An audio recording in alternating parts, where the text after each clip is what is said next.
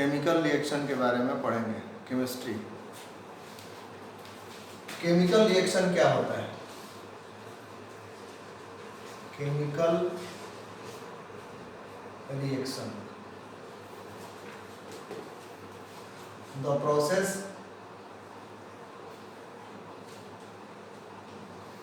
in which new substances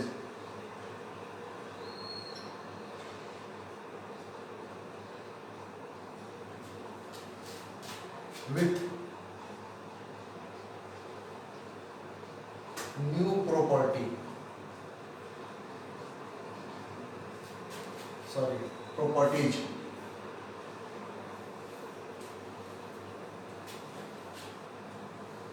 are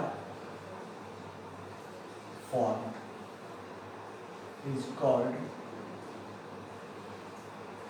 chemical reaction.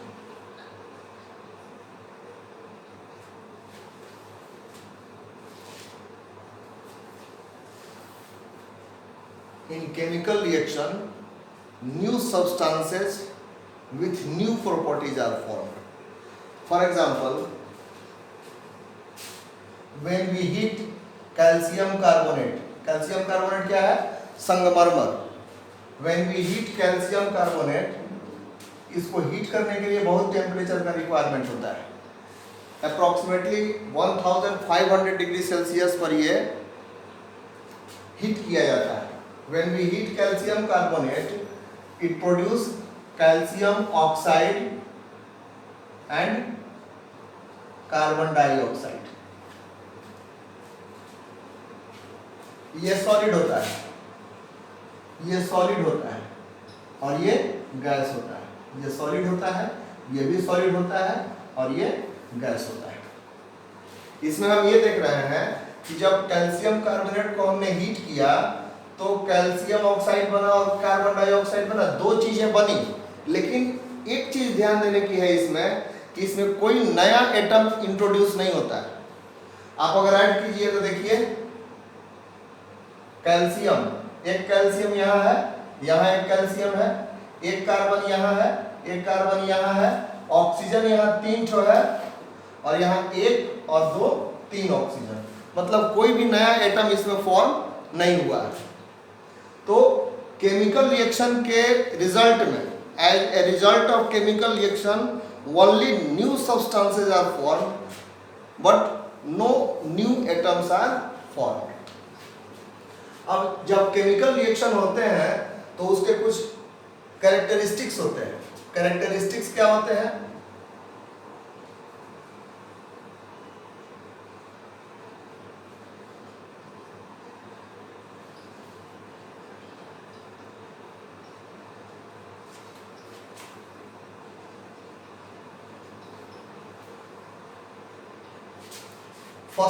First characteristics होता है कोई गैस इवॉल्व होता है। फर्स्ट हुआ इवोल्यूशन ऑफ गैस।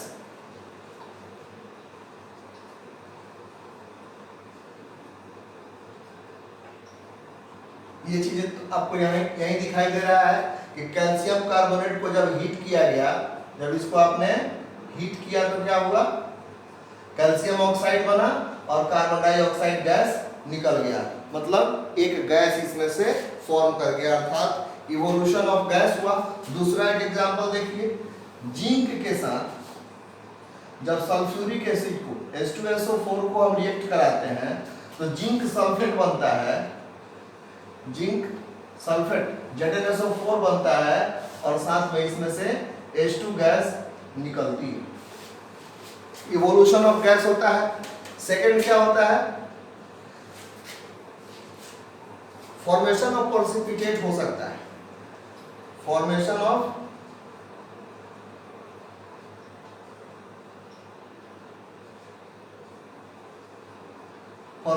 प्रेसिपिटेट बन सकता है। किसी तरह का कोई किसी कलर का प्रेसिपिटेट तैयार हो सकता है। जैसे जब बेरियम क्लोराइड को सोडियम सल्फेट के साथ हम रिएक्ट कराते हैं तो क्या होता है कि बेरियम सल्फेट बन जाता है और साथ में सोडियम क्लोराइड तैयार होता है। यहां ध्यान देने की चीज है, प्रेसिपिटेट का फॉर्मेशन कहाँ होगा, तो ये जो BaSO4 बनता है यही प्रेसिपिटेट होता है और इसका कलर कैसा होता है, व्हाइट होता है।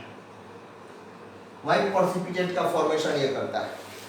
तो कोई जरूरी नहीं है कि सारे इक्वेशन में सारे तरह की क्रिया होगी, किसी में इवोल्यूशन ऑफ गैस होगा, किसी में प्रेसिपिटेट का फॉर्मेशन होगा। तीसरा कंडीशन क्या हो सकता है इसका, चेंज इन कलर।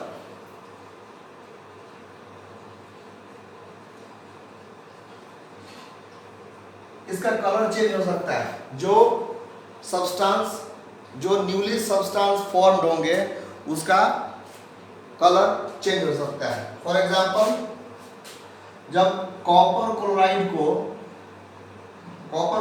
जो होता है ये ग्रीन कलर का होता है। कॉपर क्लोराइड को जब हम प्लम्बम के साथ रिएक्ट कराते हैं तो उस कंडीशन में प्लम्बम क्लोराइड बनता है और साथ में इसमें से कॉपर का निष्कर्षण हो जाता है, कॉपर इसमें से निकलकर अलग हो जाता है। तो ये ग्रीन कलर का होता है और जो ये प्लम्बम क्लोराइड बनता है ये व्हाइट कलर का होता है। यहां हम देख रहे हैं कि इसका कलर चेंज हो गया। चौथा कंडीशन क्या हो सकता है,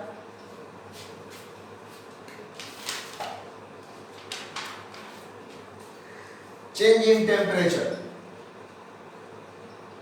चेंज इन टेम्परेचर,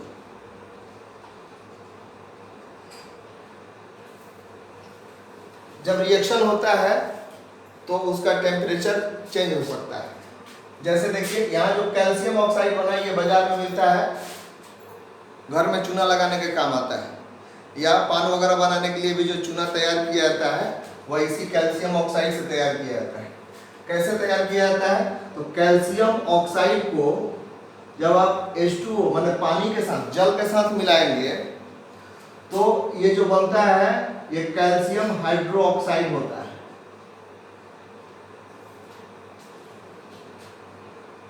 ठीक, तो ये जो कैल्शियम और हाइड्रोक्साइड तो बनता है, लेकिन साथ ही साथ इस रिएक्शन में बहुत सारा हीट इवॉल्व होता है और इसका टेम्परेचर जो होता है वह चेंज हो जाता है, इसमें राइज इन टेम्परेचर हो जाता है।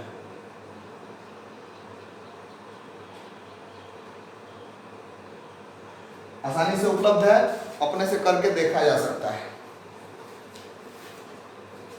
पांचवा कंडीशन हो सकता है change in state. Change in state,